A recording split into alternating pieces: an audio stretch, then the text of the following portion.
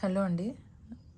యాక్చువల్‌గా last video upload చేసేటప్పుడు ఈ లాస్ట్ పార్ట్ ఆడిటరీ హాల్యూసినేషన్స్ గురించి ఎక్స్‌ప్లెయిన్ చేసింది కట్ అయిపోయింది. అందుకని మరి ఈ వీడియో చేస్తున్నాను చిన్నది. Auditory hallucinations most common type of hallucinations, చాలా ఇంపార్టెంట్. దీంట్లో మళ్ళీ 3 టైప్స్ ఉంటాయి. First person, second person, third person అని.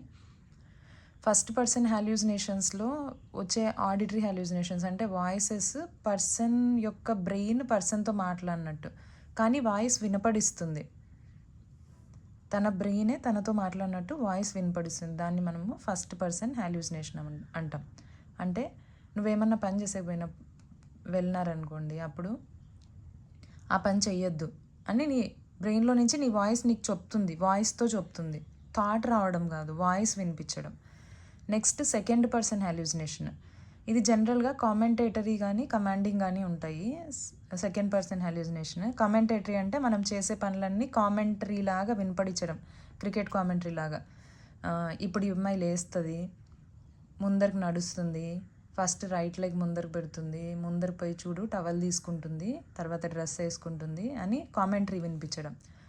కమాండింగ్ హాల్యూసినేషన్ అంటే ఏమి అంటే కమాండ్ చేస్తుంది అనమాట. అది నువ్వు అట్లా చెయ్యి, ఇట్లా చెయ్యి, అట్లా చెయ్యొద్దు, ఇట్లా చెయ్యొద్దు అని. దాన్ని కమాండింగ్ హాల్యూసినేషన్ అంటాము. థర్డ్ పర్సన్ హాల్యూసినేషన్లో ఇద్దరు వ్యక్తులు తన గురించి మాట్లాడుకుంటున్నారు. అది ఇద్దరు మేల్స్ అయినా కావచ్చు, ఫీమేల్స్ అయినా కావచ్చు. తర్వాత వాళ్ళు ఒకరు మేల్ ఒకరు ఫీమేల్ అయినా కానీ కావచ్చు. కానీ వాళ్ళిద్దరూ ఏం చేస్తారంటే నీ గురించి మాట్లాడతారు. ఒకరితో ఒకరు మాట్లాడుతున్నారు అంటే నీతో మాట్లాడడం లేదు. సెకండ్ పర్సన్లో వాళ్ళు నీతో మాట్లాడతారు, కమెంటేటరీ రూపంలో కానీ కమాండింగ్ రూపంలో కానీ. సెకండ్ పర్సన్లో కూడా మేల్ కానీ ఫీమేల్ కానీ అయి ఉండొచ్చు, కానీ వాళ్ళు డైరెక్ట్ మీతో మాట్లాడతారు in the form of comment or in the form of commanding voices. Third పర్సన్లో ఎట్లా మాట్లాడతారు? ఇద్దరు పర్సన్స్ వాళ్ళతో వాళ్ళు నీ గురించి మాట్లాడుకుంటారు. ఫస్ట్ పర్సన్లో నీ ఓన్ వాయిస్ నీకు వినపడిస్తుంది నీ బ్రెయిన్ లోపల నుంచి.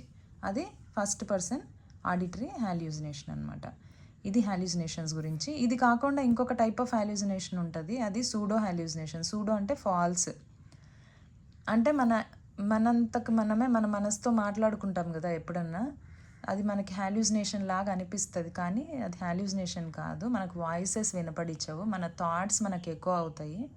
దాన్ని మనము సూడో హాల్యూసినేషన్ అంటాము. ఇంకొక చిన్న టాపిక్ ఉందండి మెంటల్ హెల్త్ అసెస్మెంట్లో.